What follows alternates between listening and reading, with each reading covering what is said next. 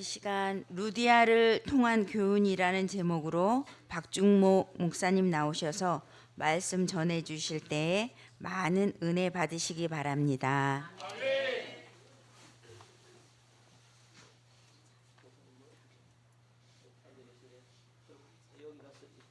편할 거야 아마.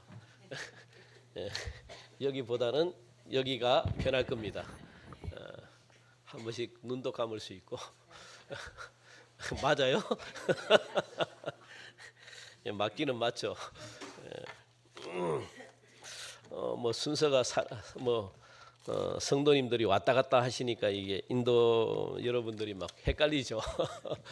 저는 좋습니다. 편안하게 너무 감사하고 우리 오늘 여전도의 이 헌신 예배로 드려지게 되는데 원래 우리 교단 우리 통합측이죠. 예장 예수교 대한예수교 장로회 우리 통합측 우리 교단에서는 여전도의 주일이 정해져 있습니다. 전국에서 우리와 같은 교단에 있는 모든 교회들은 이 여전도회 주일이 정해져 있기 때문에 그게 언제냐 매년 1월 셋째 주가 바로 여전도의 헌신 예배로 드리게 되어 있는 여전도회 주일입니다.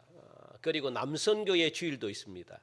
그게 딱 정해져 있습니다. 그래서 대부분은 이제 총회 교단 그리고 뭐 이 총회법을 잘 따르는 교회들은 해마다 지킵니다.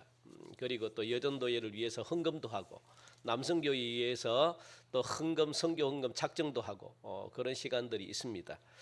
그래서 우리는 1월 셋째 줄 우리 교회도 이제 1월 셋째 줄 드리려고 했더니 뭐 설날에 앞뒤로 이렇게 해서 여러 가지 행사가 많아가지고 드리지 못하고 오늘 우리 여전도 주일로 해서 이렇게 헌신 예배를 드리게 되었는데 이 여전도회 주일이 언제 생겼느냐? 굉장히 역사가 깊어요. 1936년 일제시대 때 생겼습니다. 그 제25회 총회의 결의에 따라 가지고 여전도회 주일이 제정이 돼서 올해까지 88주년입니다. 굉장히 역사가 깊죠. 이 당시에 이와 같은 결정은 진짜로 우리 한국에서는요 혁명적인 어떤 그런 사건입니다. 이 여전도회 주일이 있다.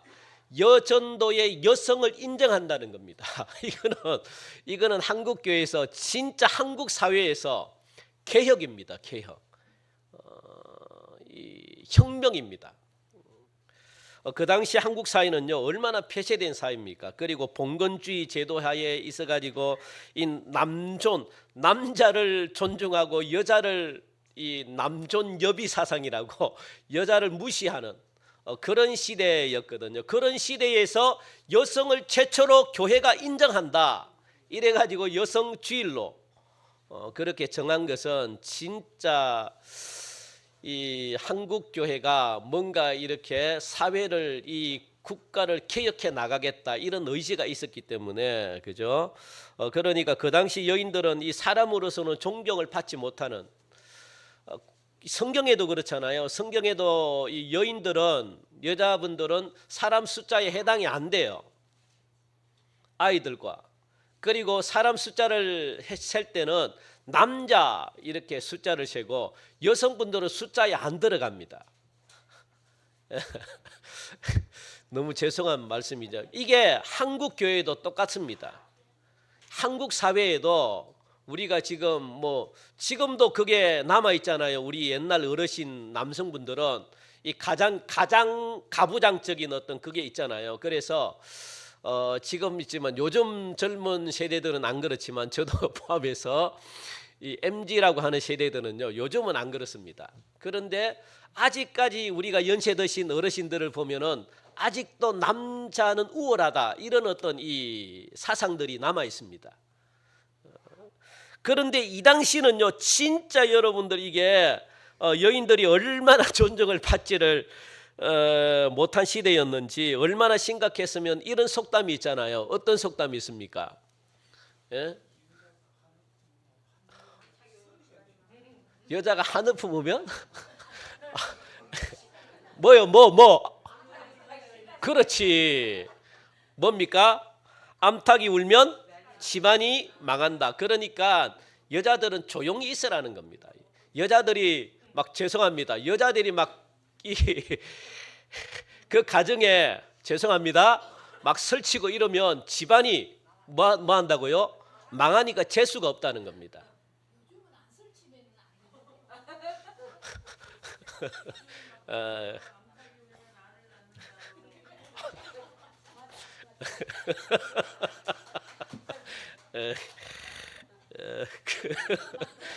맞습니다. 자, 박수 한번 그럼 박수 아유. 예, 자, 그때는 그랬다고요. 그때는 여자들 말 한마디 하면 재수가 없다. 그리고 1년 동안 뭐 부정하다. 그래서 조용하라는 겁니다. 어디 가도 조용해라. 그런데 우리 교단은 새해 첫날부터 암탉이 울도록 총회가 그렇게 결의했다는 겁니다. 그래서 1월 셋째 주 이 여전도의 주일로 정하겠다. 이거는요 진짜 파격입니다. 파격. 정말 혁명입니다. 참으로 하나님의 놀라운 섭리가 아닐 수가 없습니다. 우리 이 시간 총회 여전도에서 만든 영상이 있는데 우리가 잠깐 우리가 보고 계속해서 우리 한번 도대체 이 여전도의 주일이 뭐고 여전도회가 뭔지 거기에 대해서 잠시 소개하는 우리 한 4분 정도 됩니다. 한번 여러분들 보시고 우리 앞에 불 한번 꺼볼까요? 소리 켜주세요. 소리.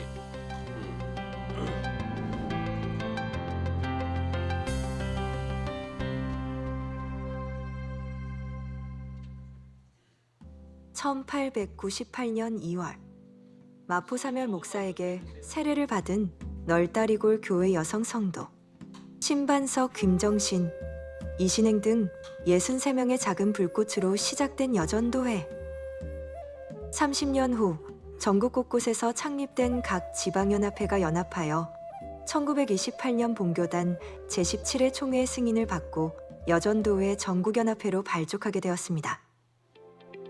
오늘날 총회 산하 자치기관으로서 여전도회는 130만 선교 여성들의 뜨거운 열정으로 타오르고 있습니다. 예수 그리스도의 복음을 전하는 일에 앞장서온 여전도회. 1931년 중국 산동성에 첫 여성 선교사를 파송한 이래 해외 32개국 45선교지를 비롯하여 국내 자립대 산교회 13곳, 특수선교지 4곳과 군선교지 12곳을 지속적으로 후원하며 국내외 곳곳에서 하나님의 사랑을 전하고 있습니다. 끊임없는 배움을 통해 성장하는 여전도회. 성경교육은 물론 사회교육에도 힘써 한국 여성의 지위 향상에 기여해왔습니다.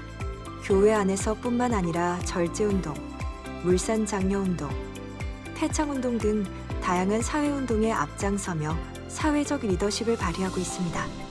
또한 여성들에게 실제 리더십을 발휘할 수 있는 기회를 제공하고 보다 효율적이고 조화로운 교회를 위해 교계 지도자들과 협력관계를 구축하여 교회 내 의사결정 구조에 여성의 참여를 확대하고자 노력하고 있습니다. 섬김의 손길로 사회를 변화시키는 여전도회. 어려운 이웃을 돌보고 지역사회를 위해 봉사하며 그리스도의 사랑을 실천하고 있습니다. 시대마다 교회와 사회를 위해 섬김과 나눔의 사명을 다하는 선교 공동체의 증표이기도 합니다. 127년의 역사와 함께 선교, 교육, 봉사의 3대 목적 아래 창립 100주년을 바라보며 끊임없이 전진하는 우리 여전도회. 앞으로도 예수 그리스도의 마음을 품고 세상을 변화시키는 하나님의 도구가 되겠습니다. 전국에 계신 성도 여러분, 오늘은 제88주년 여전도의 주일입니다. 현재 많은 성도님들이 대한민국 국민으로서 걱정과 염려 속에서 어려움을 겪고 계신 줄 압니다. 기독교의 역사는 언제나 역경 속에서 깨어있는 성도들과 교회가 이어온 희망의 역사였습니다. 하나님의 사랑은 예수 그리스도께로부터 시작되어 초대교회를 지나 오늘의 교회가 이르기까지 우리와 함께 했습니다. 교회가 폭풍 속의 등대처럼 어두운 세상 속에서 방향을 제시하고 모든 이들에게 쉼과 소망을 주는 것이 되길 바랍니다. 우리는 이 등불을 꺼트리지 않도록 함께 힘을 모아야 합니다. 우리는 예수님의 가르침에 따라 세상에 빛과 소금이 되어야 합니다. 이 길은 때로 험난하지만 함께라면 헤쳐나갈 수 있습니다. 특별히 여전도의 주일을 맞이하여 여전도의 회원들이 어려운 시기를 뚫고 복음의 열정을 가지고 나아갈 수 있도록 성도 여러분의 격려와 기도를 부탁드립니다. 우리가 각자에게 주어진 사명을 다하고 주님의 사랑을 실천할 때 하나님의 크신 은혜와 평강이 우리의 가정과 교회 그리고 삶의 자리마다 함께 하실 줄 믿습니다. 감사합니다.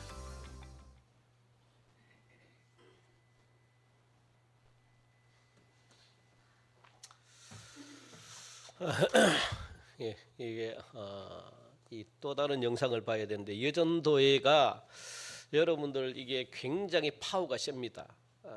한국 교단에서도 마찬가지고 지금 여전도의 이 100주년 기념 건물이 저기 크게 십몇 층으로 세워져 있어요. 재정이 얼마나 탄탄한지 여전도회가 해야 할 사역에 대해서 이제 한 4분간 이제 이 보시면 그거 말고 오늘 다른 걸 봤는데 사역을 보면 굉장히 큰 사역을 합니다. 파워가 막강하고요. 교회에서 여전도의 파워가 굉장히 막강합니다. 그래서 좌지우지를 지금 하고 있는 그래서 여전도회가 없으면은 이 물질적으로도 전국에 못 돌아갑니다.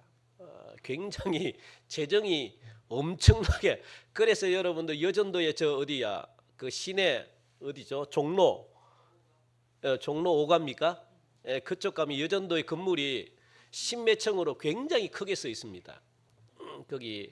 거기가 그 무슨 어디죠? 시청 쪽으로 그쪽으로 가면 이게 여전도의 건물이 굉장히 그만큼 재력이 있고 그리고 여전도의 파워가 대단합니다, 여러분들. 그래서 지금까지 88년 주년까지 왔는데 진짜 여러분들이 이게 여전도회가 이 당시 여전도의 주의를 정하고 얼마나 어려움을 겪었겠습니까? 왜요? 암탉이 울면 집안이 망하는데 어디서 여전도회가 활동을 하느냐? 초창기는요 굉장히 어려움을 당했습니다. 그럼에도 불구하고 한국 교회뿐만 아니라 한국 사회가 이토록 발전하고 부흥했던 원인이 어디에 있을까요? 여성들의 헌신과 섬김과 기도에 있습니다. 지금도 한국 교회에 여자분들이 없으면 한국 교회 진짜 무너질 정도로 대부분 기도하시는 분이 누굽니까? 여자분들입니다. 여성분들입니다. 그리고 대부분 이 교회에 헌금하시고 대부분 여러분들 이게 섬기고 대부분 하시는 이 또 중추적인 역할을 감당하시는 분들이 누굽니까? 여전도입니다. 여전도에. 그래서 여전도회가 없으면 오늘날 한국교회는 여기까지 올 수가 없었습니다. 성경에도 마찬가지입니다. 성경의 모든 기도하는 분들은 전부 다 여성들이었습니다. 한나가 기도했죠. 오늘 보니까 이게 또 마리아뿐만 아니라 오늘도 이 여성분들이 하나님께 눈물로 그렇게 하나님 암탉이 울면 집안이 망한대요 하면서 막 그렇게 그 추운 그 겨울 추운 이 마룻바닥이잖아요. 마룻바닥에 애기 없고 애기 또 한 명입니까? 두세 명 데리고 밤마다 하면서 여러분들 울면서 기도했던 그 기도의 눈물이 한국교회를 여기까지 오게 했습니다. 그리고 우리 한국 사회를 여기까지 부흥하게 만들었습니다. 그리고 경제대국 10위 안에 드는 그런 놀라운 한국으로 이 여자분들의 눈물 흘린 기도 때문에 그렇다는 거. 그래서 지금도 한국교회는 여성들의 기도 없이는 무너집니다. 가정도 그렇고 어떻게 보면은 여성들의 힘이 교회뿐만 아니라 가정, 사회에 절대적일 수밖에 없는 그런 시대가 됐다는 거 여러분들 기억하시고 이런 면에서 여전도에 헌신 예배를 드린다고 하니까 제가 한 주 동안 얼마나 고민을 많이 했겠습니까? 도대체 이 여전도에 어떤 설교를 해야 되나? 진짜 여러분들 무슨 내용으로 어떻게 설교를 해야 되나? 그래서 우리가 먼저 이 우리 교회 여전도회 이 도대체 그러면 우리 교회 여전도회가 어떻게 구성이 되어 있고 도대체 평균 연령이 어떻는가 봤더니 우리 교회는 이제 젊은 교회는 아닙니다. 그죠? 젊은 교회는 아닌데 그렇다고 또 뭐 젊은 게 뭐 나이가 젊다고 젊습니까? 뭐 생각이 젊으면 젊은 거지, 그죠? 그래서 우리 교회는 젊은 교회고 그래서 이제 평균 연령대를 보니까 제가 이제 그래도 넉넉하게 한 50대 60대를 잡아봤습니다. 50대 60대 그러면 50대 60대는 도대체 어떤 분들이 계신가 우리 권사님들만 곰곰이 생각해 보니까 이지연 권사님이 계시고 예, 또 우리 또 김순정 권사님도 계시고 또 우리 누가 계십니까? 예? 우리 또 예, 신정희 권사님도 계시고 또 우리 조순영 권사님도 계시고 또 하정남 권사님도 계시고 이런 분들이 50대에서 60대 분들이다 이렇게 생각하니까 이런 분들이 도대체 그러면 특징들이 무엇인가 이 50대 60대의 특징이 무엇인가 이런 분들을 곰곰이 살펴보니까 어느 정도 자녀들이 다 성장했습니다. 자랐습니다. 그리고 결혼한 자녀들도 있고 또 경제적으로도 어느 정도 여유가 있습니다. 또 이 자기 생활과 자기 욕구를 위해서 뭔가 돌아보는 그런 시간들 또 교회에서는 가장 중추적인 역할을 하시는 분들 그죠? 그러면서 죄송합니다만 갱년기에 지금 접어들어 가지고 그죠? 여러 가지 뭐 또 우울증이 오기 쉬운 그런 나이대 또 불면증으로 인해 신체 변화의 어떤 이 영향으로 인해 가지고 불면증이 또 와서 또 잠을 쉽게 잘 수 없는 그런 연령대 그래서 각종 질병들이 이제 서서히 찾아오기 시작하는 맞습니까? 그래서 각종 질병으로 인해 가지고 뭐 스트레스를 받는 그런 시기이기도 하고 그러다 보니까 생각하지 못했던 이 정신적인 어떤 이 질환들이 많이 찾아오고 스트레스도 굉장히 많이 찾아오고 그러다 보니까 자칫 내가 왜 살아가야 되나 이 가정을 갖다가 소홀하기 쉬운 그런 때 그런 연령대가 아닐까 제 나름대로 한번 생각을 해봤습니다. 그래서 내가 누군가 이걸 갖다가 한번 돌아보는 그런 시기 나를 찾고 싶고 또 삶 속에서 나라는 존재가 필요할까 이런 의구심을 갖기도 한 그런 시기 무엇보다 신앙생활에도 내가 뭔가 이 주눅이 들어가지고 막 사회생활도 마찬가지고 가정생활도 마찬가지고 막 뭔가 하고 싶은데 젊을 때는 막 그냥 앞뒤 가리지 않고 뭔가 막 했다면 이제는 뭔가 하기에는 주춤되는 그런 시기 왜 그럴까요? 이룰 게 너무 많으니까 내가 지켜야 될 게 너무 많으니까 내가 젊을 때보다 함부로 뛰어들기가 쉽지 않은 그런 시기 그죠? 그러다 보니까 몸을 좀 사리는 시기 그래서 내가 주여 내가 주를 위해서 죽겠습니다 이렇게 헌신하기는 조금 무리가 가는 그런 시기 그래서 나의 전부를 주를 위해 좀 투자하기는 내가 잃을 게 좀 많은 내가 또 버려야 되고 내가 또 희생해야 될 게 많은 그런 시기가 지금 50대 60대가 아닐까 그래서 자꾸 전진을 해야 되는데 전진하려고 하다가 자꾸만 주춤되기 쉬운 그런 시기 아니면 말고 그죠? 여러분 아니면 많은 겁니다. 그래서 신앙의 전진을 보여야 되는데 조금 전진하기가 조금 더딘 시기. 그러다 보니까 뒤로 물러설 때가 많은 시기입니다. 여러분들 이 신앙은 절대 물러서면 안 되는 겁니다. 오직 전진만 하셔야 되는 거거든요. 이제부터 우리 여전도의 여러분들 이 신앙생활에 물러서지 마시고 오직 그냥 신앙은 전진하는 겁니다. 전진 그냥 막 신앙에는 나이가 없습니다. 신앙에는 은퇴가 있을 수가 없고요. 그래서 저는 갈렙을 참 좋아하는데 갈렙은요 몇 세?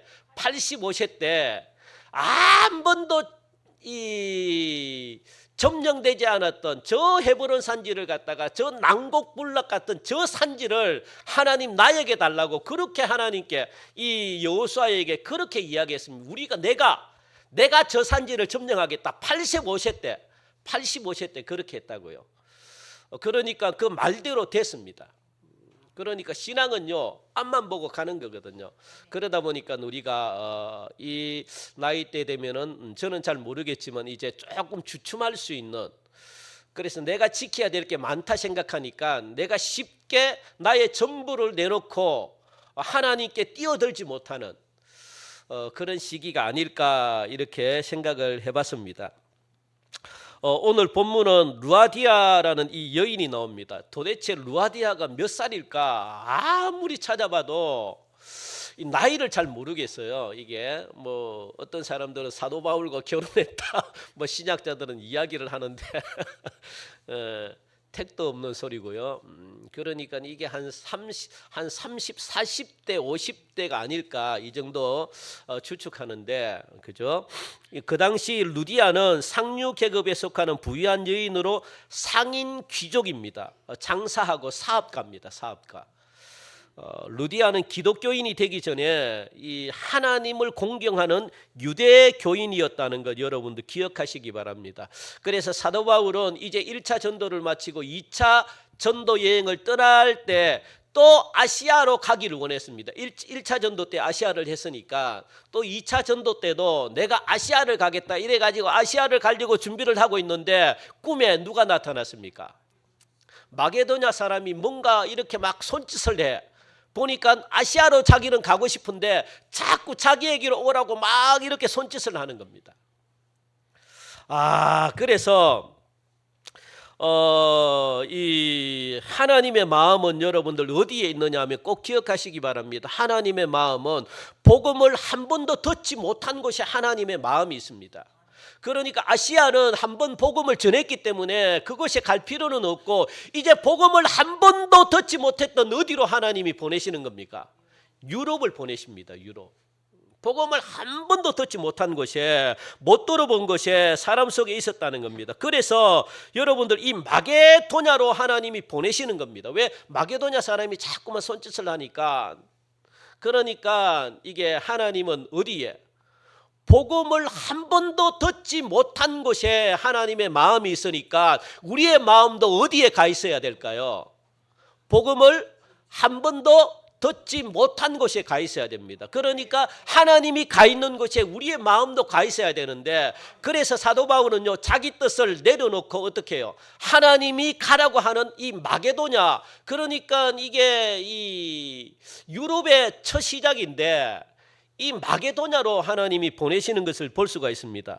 그래서 일반적으로 사도 바울은 안식일이 되면은 예수님처럼 회당을 찾아가 가지고 복음을 전했는데, 그런데 빌립보에는, 여러분들 빌립보가 어떤 곳입니까? 마게도냐가 유럽의 첫 나라입니다. 마게도냐로부터 유럽에 복음이 들어가기 시작합니다. 그러니까 이 마게도냐라는 이 나라의 가장 첫 번째 성이 어디냐? 빌립보입니다. 빌립보. 이 빌립보는 마게도냐의 첫 번째 성인데, 이 빌립보에는 유대인들이 사용하는 회당이 있었을까요? 없었을까요? 회당이 없었습니다. 회당은 여러분들 꼭 알아야 될 게, 회당은요 어떻게 세워지냐 하면, 남자 성도 있잖아요. 남자 유대인, 남자들로 구성된 유대인들이 10명이 있어야지 회당을 세울 수가 있습니다. 남자 유대인들, 남자 유대교, 남자들이 하나님을 믿어야만 요 하나님을 믿는 남자 10명이 모여가지고 회당을 세울 수가 있습니다. 안 그러면 회당이 세울 수가 없습니다. 그런데 빌립보에는 회당이 있다는 겁니까? 없다는 겁니까? 본문에 보니까 회당이 없다는 겁니다. 그러니까 남자가 하나님을 믿는 남자 10명이 없었다는 거예요.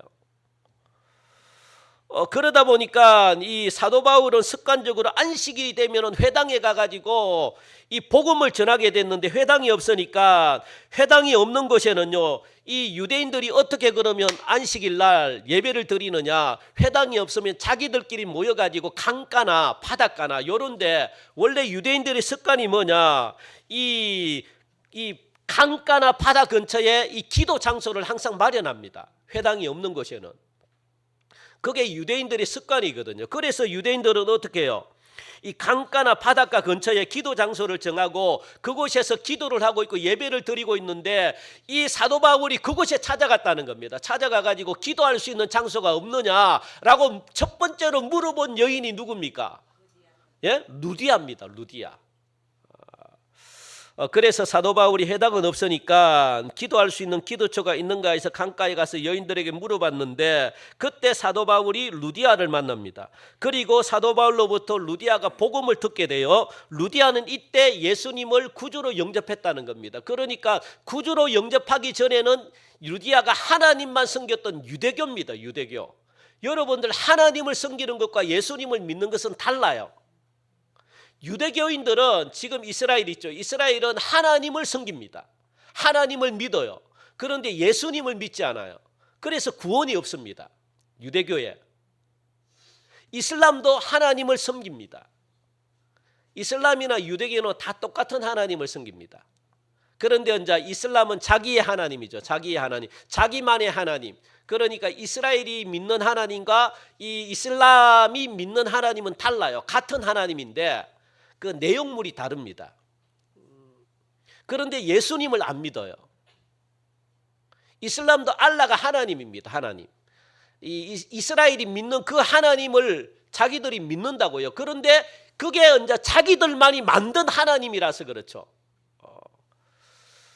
그래서 하나님께 기도하잖아요. 이슬람이. 여러분들 지금 중동도 알라신 하나님을 믿는다고 이야기합니다. 그들만의 하나님. 그들만의 하나님은 그들만의 법을 가지고 그래서 막 여자를 마음껏 그냥 막 해도 된다 이런 하나님.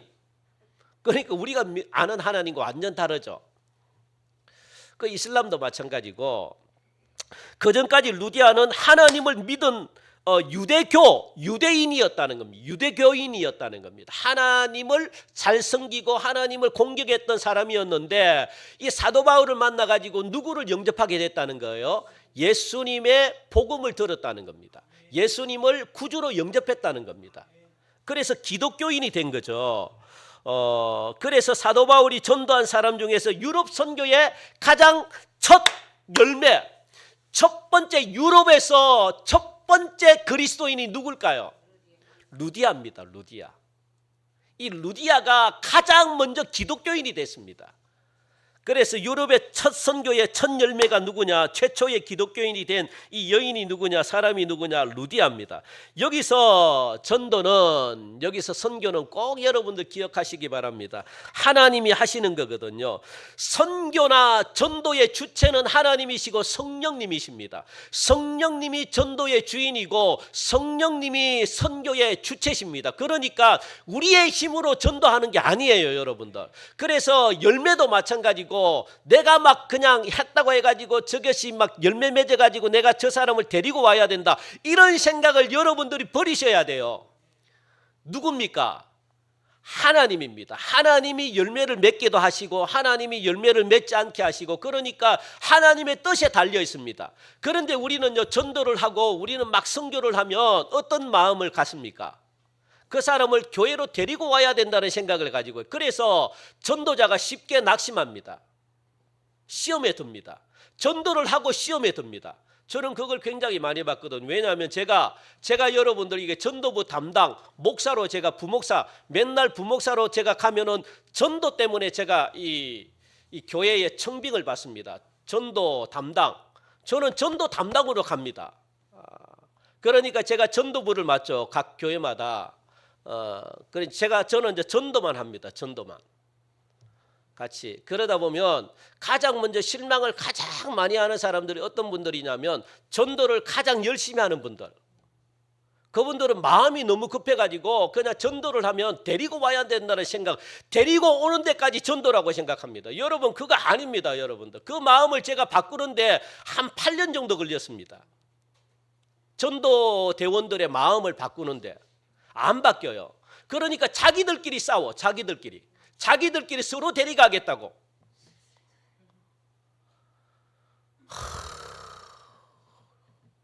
이런 마음으로 어떻게 전도를 합니까? 그러니까 전도대끼리 자기들이 경쟁이 돼가지고 여러분들 그 전도대가 그 이제 전에 있던 교회가 전도대가 한 100몇 명 되잖아요. 그러니까 교구마다 전도대가 다 있으니까 여러분들 또 이게 전도대원들마다 이게 자기 텃밭이라고 있습니다.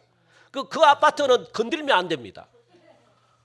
와, 그래가지고 전도대는요 욕심도 많고요, 와, 그래가지고 교회 성도들이 전부 다 전도대원들을 싫어해.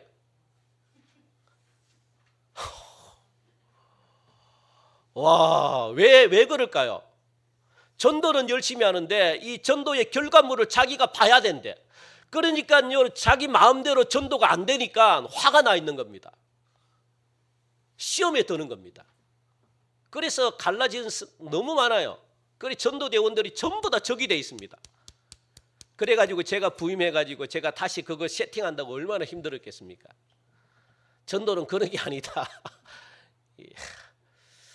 여러분들이 이게 전도는요 성령님이 하시는 겁니다. 그러니까 우리는 열심히 그냥 전하면 되는 거예요. 전하면 끝. 더 이상 여러분들 욕심을 가지면 안 됩니다. 그리고 그 사람을 위해서 기도하고 하나님의 때가 되면 다른 교회든지 뭐 보내는 거지 뭐 꼭 우리 교회만 와야 됩니까? 여러분들이 데리고 와야 됩니까? 그러니까 시험 들죠. 선교도 마찬가지입니다. 어느 나라 선교사님들이 다 실망하는 게 내가 하는 대로 안 되니까. 여러분 자기 뜻대로 안 되지 그래. 왜냐하면 선교의 주체는 하나님이신데 성령님이신데 성령님이 뜻대로 되는 거죠. 그래서 기도하셔야 돼요. 여러분들 전도는 기도 없이는 안 됩니다. 선교도 마찬가지고. 그래서 기도해서 하나님의 뜻이면 해야 되고 하나님의 뜻이 아니면 포기해야 되고. 그래서 이게 사도 바울도 그랬잖아요. 선교는 하나님의 주체가 하나님이시기 때문에 성령님이시기 때문에 성령님이 아시아로 길을 막아버리니까 사도 바울은 포기합니다. 하나님의 뜻이 아니니까. 그래서 어떻게 하나님의 뜻은 어디에 있다고요? 복음을 듣지 못한 곳에 가가지고 복음을 전하라는 거예요. 그게 하나님의 뜻입니다. 그러면 내가 결과는 알아서 하겠다. 그겁니다. 결과는 하나님이 하시는 거예요, 여러분들. 그래서 내 뜻이 아니다고 그래서 기도해서 물어봐야 돼요. 그래서 성령님이 이끄시는 대로 가셔야지 여러분들이 어떻게 좋은 결과물이 있습니다. 뭐든지 전도뿐만 아니라 뭐든지 그래요. 여러분들이 일하는 것도 마찬가지고 또 여러분 생활하는 것도 마찬가지고 직장 다니는 것도 마찬가지고 또 뭐 교회 신앙생활 하는 것도 마찬가지고 뭐든지 하나님께 물어보고 하나님이 오케이 하면 그 일을 감당할 때 열매가 맺어지는 것이지 하나님께 안 물어보고 내 마음대로 하면요 어려움을 겪을 수밖에 없습니다.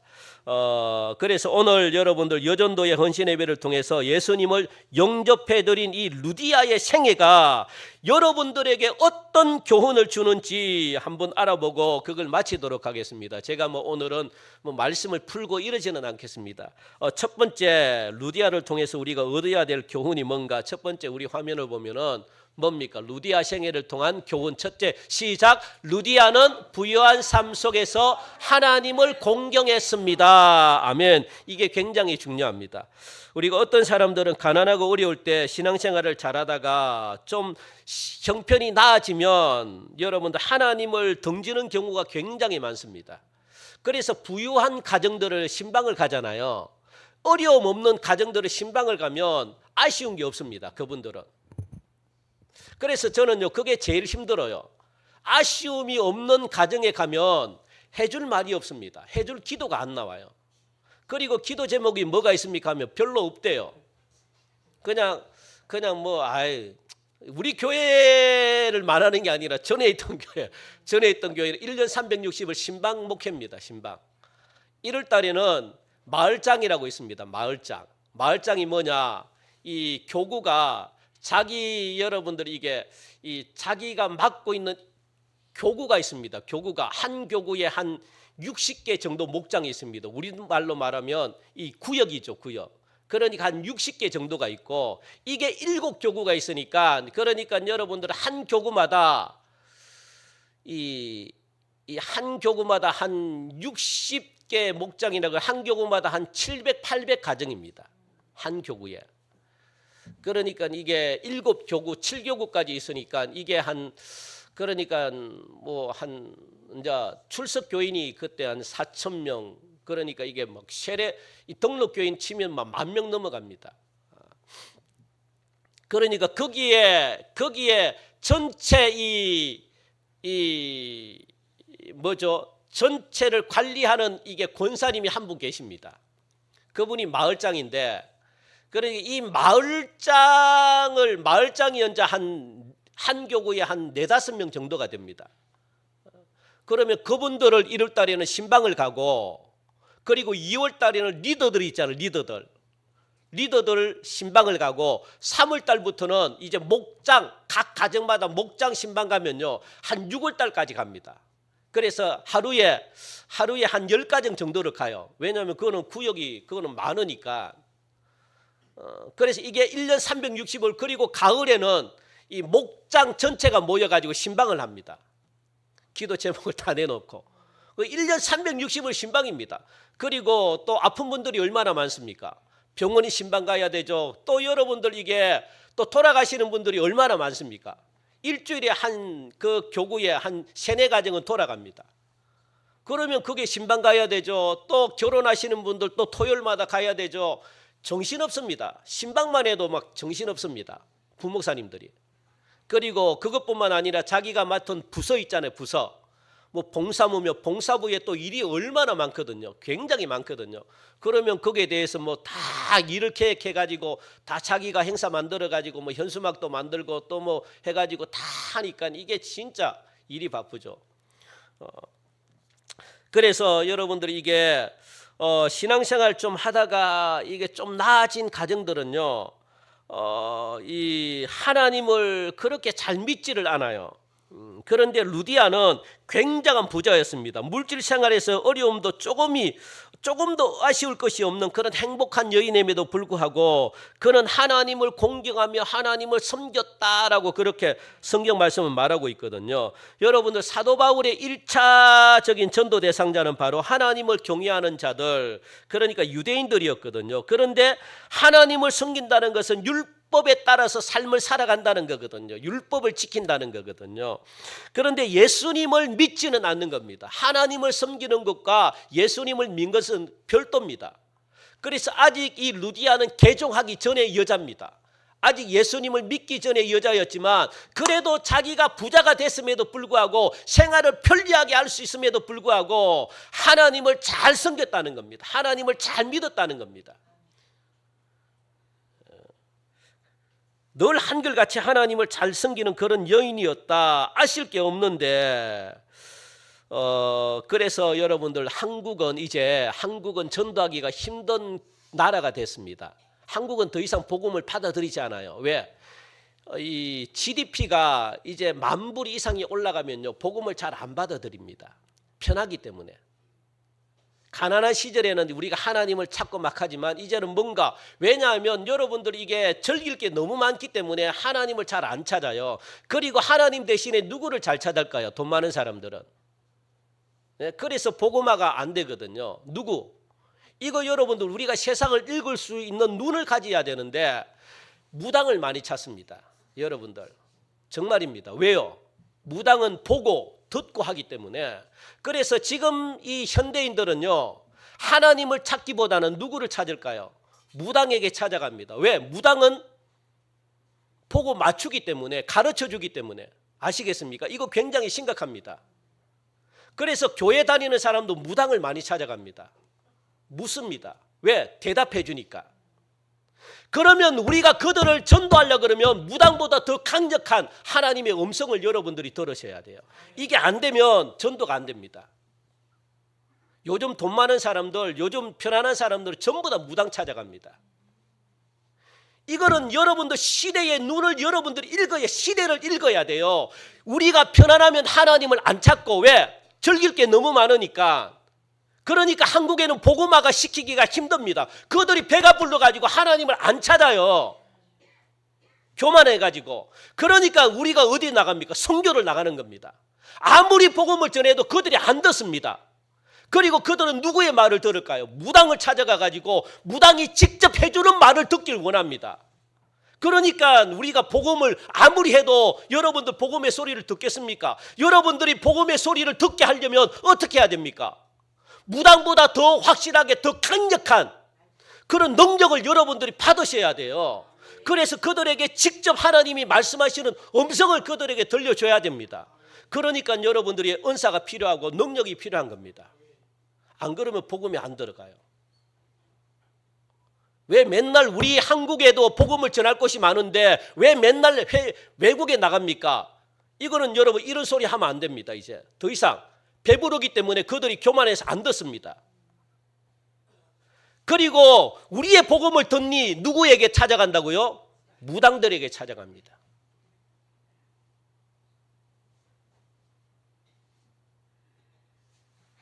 그러니까 우리가 복음을 전하려면 무당보다 더 강력한 뭔가를 가지고 있어야 됩니다.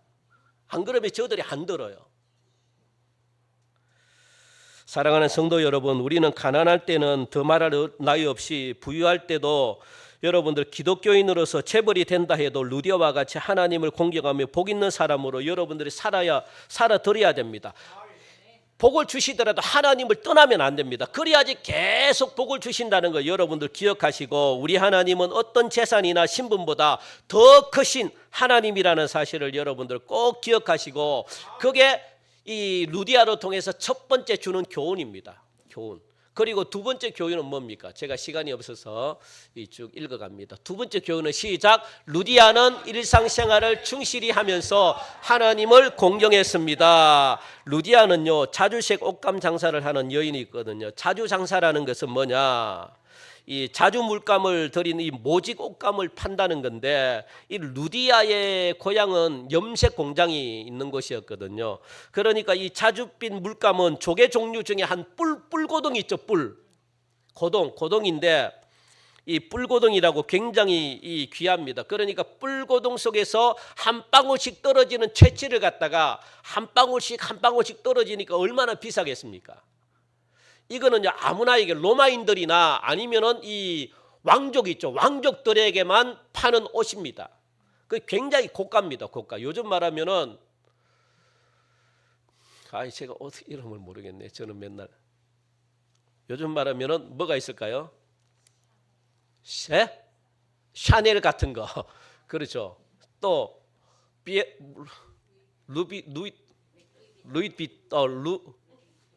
루이비통 뭐 그런 거 있죠. 우리의 그걸로는 못 삽니다. 이게 보통 한번 막 이게 무슨 옷이야 하면서 천조가리처럼 잡아도 아이고 이게 100만 원입니다. 막 그러고 제가 이제 전에 대전에 있을 때 대전에서 가장 잘 사는 동네가 한빛 마을이라고 어운동 한마디로 궁동 있죠. 궁동. 대전의 압구정동 하면서 막 이 카이스트 충남대 있고 그리고 카이스트 대학교가 있고 그곳에 교회가 있었거든요.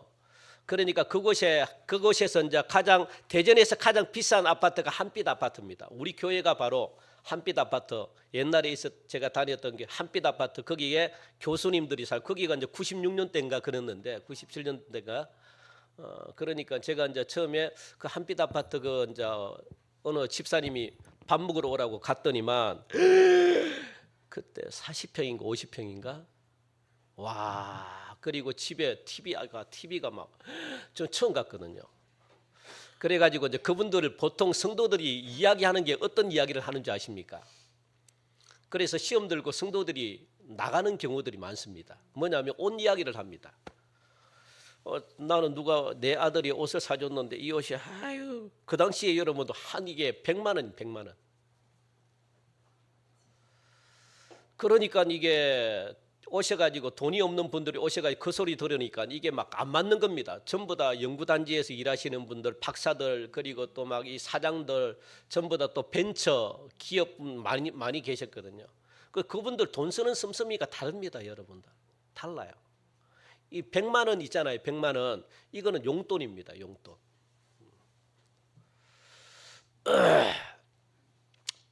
그러니까 그 당시 100만 원 굉장히 큰 돈인데 그러니까 그렇게 이야기를 해요. 완전히 스케일이 다릅니다. 그러니까 이게 이 루디아도 마찬가지입니다. 굉장히 여러분들 엄청난 사업가인데 돈을 굉장히 많이 벌었습니다. 진짜 평생 살아도 다 먹을 수 있을 정도로 그렇게 이 상류 사회에 속하는 사람들이 입는 옷감인데, 왕족들의 겉옷을 이 판매하는 고가의 옷감인데, 그녀는 이와 같은 과중한 업무를 수행해 가면서도 하나님을 공경하며 살았다는 겁니다. 그럼에도 불구하고 하나님을 믿는 데 있어서는요 변함이 없었다는 겁니다, 여러분들. 그런데 현대인들의 신앙생활은요 그렇지 않습니다. 직장 때문에, 사업 때문에, 바쁜 생활, 이 사회생활을 핑계로 해서 신앙생활을 소홀히 하는 이들이 굉장히 많거든요. 그러니까 여러분들 뒤로 물러서기가 쉽습니다, 신앙생활 하는데. 왜냐하면 걸림돌이 많으니까.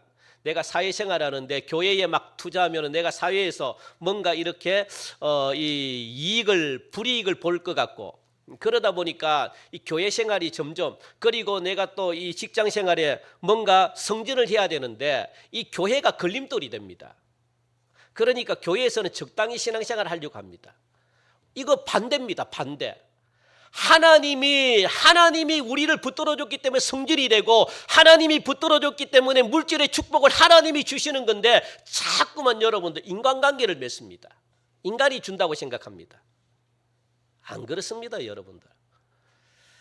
그래서 신앙생활을 소홀히 하는 이들이 있는데, 루디아의 경건한 삶을 통해서 여러분들 변화를 받으시기 바랍니다. 루디아는요, 이 자기가 지위가 올라가도, 물질의 축복을 받아도, 아무리 여러분들이 일이 바빠도 하나님을 섬기는 것을 여러분 1순위로 생각했습니다.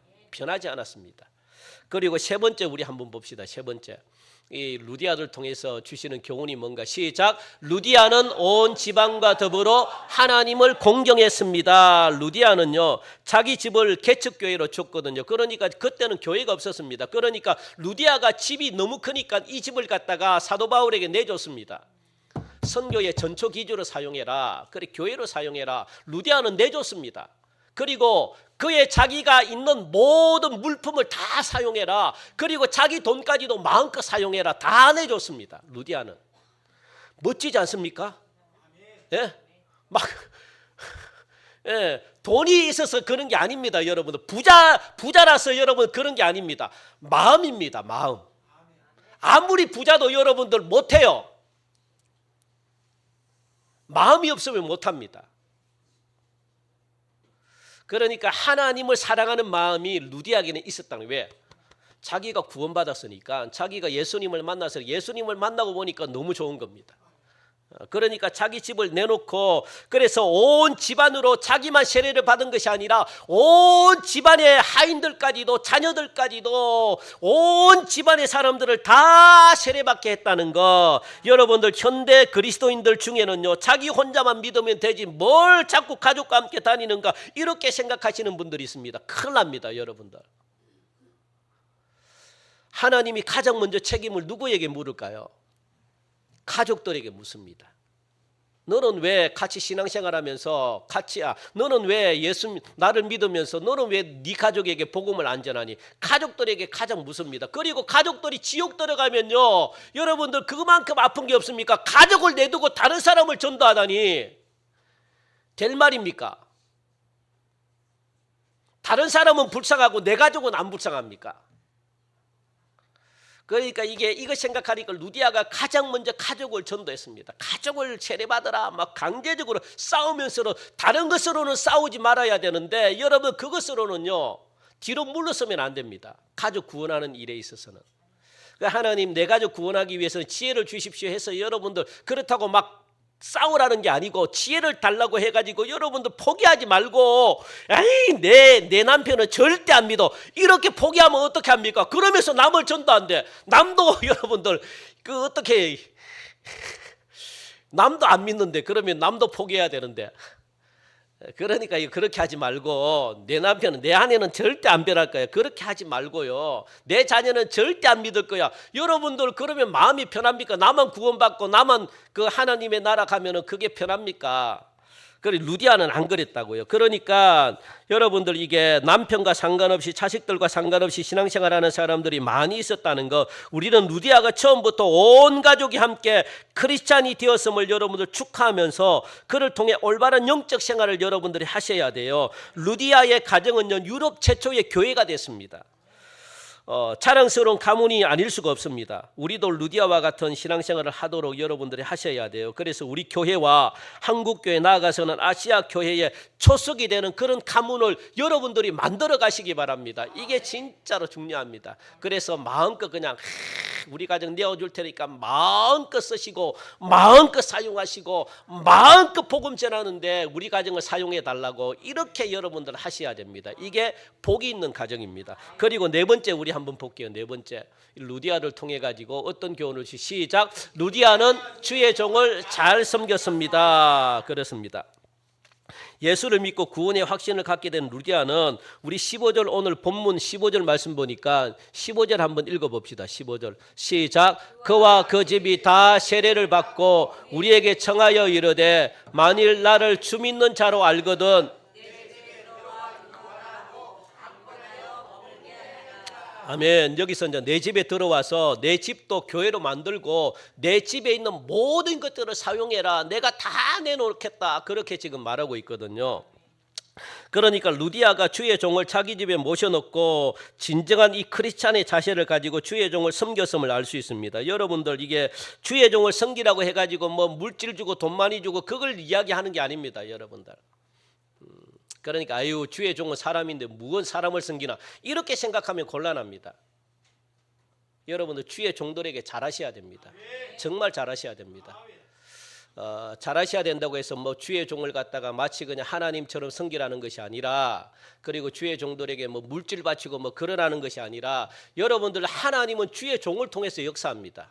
그러니까 주의 종들을 여러분들이 이게 말씀에 잘 순종하고 잘 따르고 그리고 또 주의 종들을 위해서 여러분들 잘 헌신하고 그렇게 하셔야 됩니다. 주의 종하고 등지면 여러분들 가정을 복을 받으려면 첫 번째 주의 종들하고 등지면 안 됩니다. 절대 복을 못 받습니다. 복의 첫 번째는 그겁니다. 아무리 주의 종들이 나쁘고 아무리 주의 종들이 잘못됐다 할지라도 등지면 안 됩니다. 그게 첫 번째입니다. 첫 번째. 여러분들이 진짜 가정에 복을 받길 원한다. 그럼 주의 종의 가정과 이게 먼저 여러분들 등진 분들이 있다면 회복하시기 바랍니다. 이거 회복 안 되면 복 안 줍니다. 정말로 안 줍니다. 하나님은 주의 종들에게 기름을 부어줬기 때문에 하나님은 주의 종들을 통해 가지고 여러분들 축복권을 줬기 때문에 주의 종들이 여러분들을 축복 안 해주면 여러분들 정말 이거 여러분 무시하지 마십시오. 이거 진짜 무시했다가는 큰일 납니다. 그런데 아유 주의 종들이 인간인데 물론 인간입니다. 그런데 제가 저를 섬기지 말라 하는 이유는 저를 하나님처럼 우상 숭배하지 말라는 것이지 저를 존경하지 말라 이게 아닙니다. 여러분들 저의 말을 이 주의 목회자의 말을 갖다가 뭐 듣지 그렇게 하지 말라는 겁니다. 그것과 그거는 달라요. 그러니까 여러분들이 복을 받길 원한다면 주의 종들에게 여러분들 뭡니까? 잘 섬기셔야 돼요. 그러니까 이게 루디아가 복을 받은 이유는 뭐냐면 루디아가요 있는 자기의 모든 자기 집에 있는 모든 것들을 사도 바울이 마음껏 쓰라고 성교하도 마음껏 쓰라고 자기의 재물까지 내줬습니다. 마음껏 쓰십시오. 내가 다 드리겠습니다.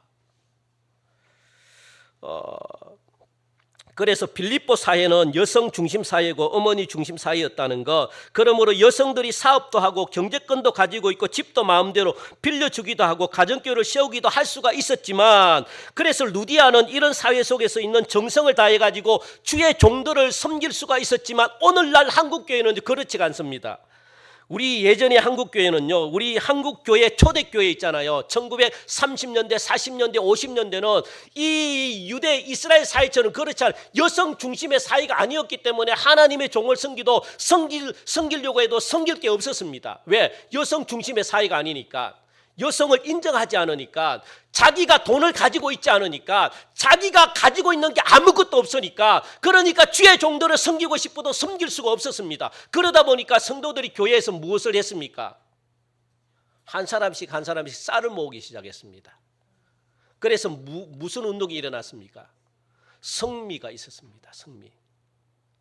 자기들이 돈이 없으니까 남자들이 돈을 다 쥐고 있으니까 여성분들이 뭔가 하고 싶어도 할 게 있는 그래서 주의 종을 섬기고 싶은데 섬길 수 있는 게 없습니다. 무엇을 가지고 섬겼습니까?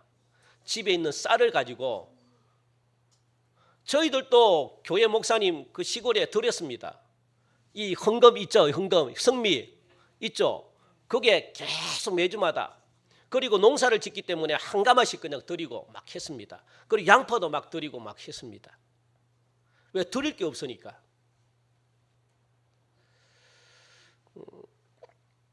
그러니까 여러분들 주의 종을 섬기고 싶어도 물질이 없어서 주의 종을 섬기지 못했다는 겁니다.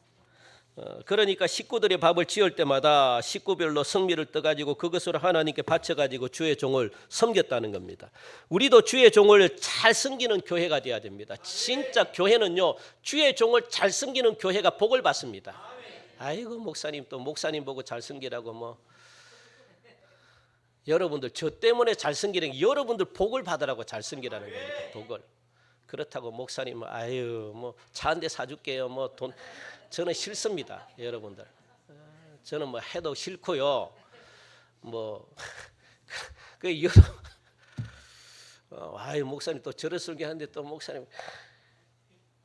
여러분 때문에 제가 하는 겁니다. 저는 될 수 있으면 안 하고 싶은데 오늘 이걸 준비를 하니까 여기 있으니까 제가 이제 하는 건데, 저도 하고 진짜 제가 어떻게 해서 물질을 바치라 그래야 되나 뭐 할 이야기가 없습니다. 왜냐하면 자꾸 저를 섬기려고. 그런데 여러분 주의 종을 잘 대접해야 됩니다. 잘 섬겨야지 여러분들이 복을 받아요. 그거는 성경이 말하는 겁니다. 그러니까 여러분들 여러분 가정을 복을 받길 원한다. 첫 번째는 주의 종입니다. 그래서 주의 종하고 관계를 잘 맺으시고, 여러분들 또 저는요 이 제가 이제 이 고3 때 제가 시골 교회 목사님께 되던 적이 있습니다. 그게 저는 그거 두고 저는 두고 제가 그 마음이 굉장히 아픕니다. 그래서 목사님 죄송합니다 하고 했는데, 그래서 엄마에게 처음으로 뺨을 맞았습니다. 저는 제가 이제 목회를 하고 보니까 너무 죄송한 거예요. 진짜 너무 막 그 목사님 돌아가셨습니다. 사모님도 일찍 돌아가시고 교회가 아무리 불의한 진짜 목사님이 잘못하더라도 여러분들이 할 일이 아닙니다. 저는 그때 젊은 막 그걸로 막 그냥 바른 소리 한다고 막 그건 하나님이 아십니다. 하나님이 절대로 목사하고 목회자하고 등 돌리고 목회자하고 막 해버리면 여러분 가정은요 어렵습니다. 진짜 어렵습니다. 그래서 주의 종을 끝까지 잘 섬기는 동성교회 여전도회가 되기를 바랍니다. 이처럼 루디아가 적극적인 신앙과 개방적인 의식과 자유스러운 풍토 속에서도 주의 종을 마음껏 섬겼듯이 우리도 그렇게 섬겨가야 됩니다. 그래서 한국교회 초창기 교회, 그러니까 어머니들이 성미운동을 벌여가지고 주의 종을 섬겼듯이 우리 교회도 주의 종을 잘 섬김으로 말미암아 하나님의 은혜를 덧입는 교회가 되시기를 바라고, 우리 다섯 번째 우리 한번 보겠습니다. 다섯 번째 시작. 사도 바울은 빌립보 교회 성도들의 생애를 고린도 교회의 성도들에게 추천하고 있습니다. 누군가를 추천한다, 믿을만하다는 거거든요. 이 사도 바울은 빌립보 교회를 고린도 교회 성도들에게 자랑스럽게 추천합니다. 연보를 많이 하는 교회, 힘에 넘치도록 연보하는 교회, 교육자의 고난에 동참하는 교회, 사도 바울의 선교비를 끝까지 지원하는 교회로 그렇게 이 빌립보 교회를 추천했다는 겁니다. 여러분들 예수님이 우리 가는 곳마다 우리 교회를 추천한다면 얼마나 좋겠습니까? 한국 교회의 동성교회를 봐라. 동성교회는 이렇게 선교도 잘하고, 동성교회는 이렇게 사랑이 많고, 동성교회는 이렇게 주의 종을 잘 섬기고, 동성교회는 이렇게 영혼을 사랑하는 교회고, 동성교회를 본받아라. 한국교회 어디요? 영락교회 가가지고 추천하고요. 어디입니까? 저 소망교회 가가지고 추천하고, 어디입니까? 또 사랑교회 가서 추천하고. 그런데 큰 교회들은 뭐 추천해봤자 뭐 안 쳐다볼 것이고, 그 예수님이 그렇게 추천하면 얼마나 아름답겠습니까, 여러분들? 그렇게 추천받을 수 있었던 것은 중처적인 인물이 루디아가 있었기 때문에 그렇거든요. 루디아 때문에 빌립보 교회가 그렇게 칭찬들은 교회가 될 수가 있었습니다. 우리 여전도의 회원분들이 루디아처럼 그렇게 다 되셔가지고 이 여러분들 때문에 우리 교회가 칭찬 듣는 그런 교회 되길 바라고, 조금 시간이 갔지만 마지막 여섯 번째 하고